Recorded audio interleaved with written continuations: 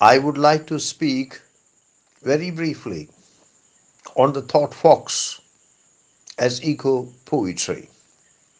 It is a beautiful subject, a subject on which you can write an essay. But right now, I lack the space for an extended treatment of the subject, and hence I shall very briefly give you some important points. I would like to begin with the term ecology. Ecology is a branch of biology. Ecology is a subject which concerns itself with the spatial and temporal patterns of the distribution and the abundance of organisms. I repeat, ecology is the subject which deals with the spatial and temporal patterns of the distribution and abundance of organisms. Ecology studies the ways in which organisms interact with one another, studies the presence of organisms in relation to their physical environment. Ecology studies how organisms are part of the ecosystem in which they are positioned. There is something called deep ecology, which is somewhat different from ecology. Deep ecology is a philosophy, is an ideology which promotes the interests of all living beings, irrespective of whether they are useful to human beings or not. Deep ecology refuses to consider organisms from the utilitarian angle. In general, human beings have a tendency to view everything around them from a utilitarian angle, from their own perspectives. Deep ecology says that every organism has a right to exist, has a right to flourish, as much as human beings have the right to exist and the right to flourish.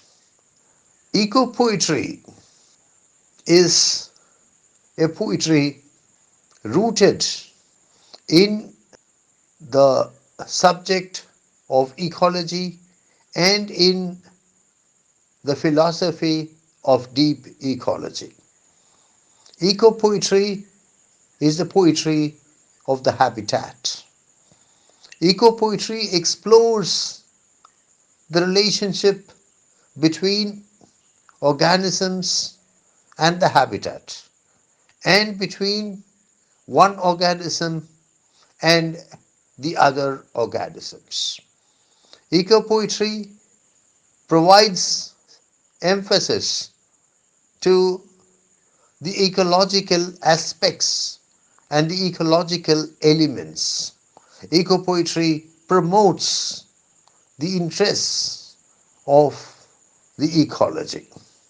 The thought fox is certainly a fine specimen of eco poetry. It speaks about a fox. It speaks about a fox that in certain ways interacts with a human being, the poet. Thus, the poem explores the life, the existence, the behavior of the fox and its interaction with a member of the human species. I know that the objection can be raised that the fox in the poem is not a real fox. It is only a thought fox. It is only a symbol. It's only a representation. It's only a personification. And so, strictly speaking, The thought fox cannot be seen as a specimen of eco poetry. I am very much alive to this objection, but I feel that this objection can be overruled because though the fox in the poem is indeed a thought fox, it has all the characteristics of a real fox, as Keith Sagar puts it. It looks like a real fox, it has green eyes like a real fox, it has a sensitive nose like a real fox, its movement is very much like that of a real fox, careful, nervous movement. Its behavior is like that of a real fox. It lives in a forest like the real fox.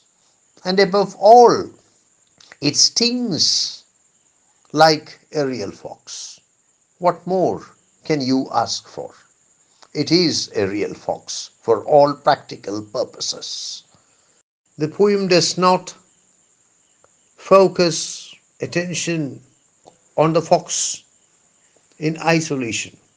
Instead, the poem studies the fox in its natural habitat, that is, the forest. The poem studies the fox at night, its behavior, its movement at night, because the fox is very much a nocturnal creature. To top it off, the poem studies the relationship of the fox with the human species, whose representative is the poet.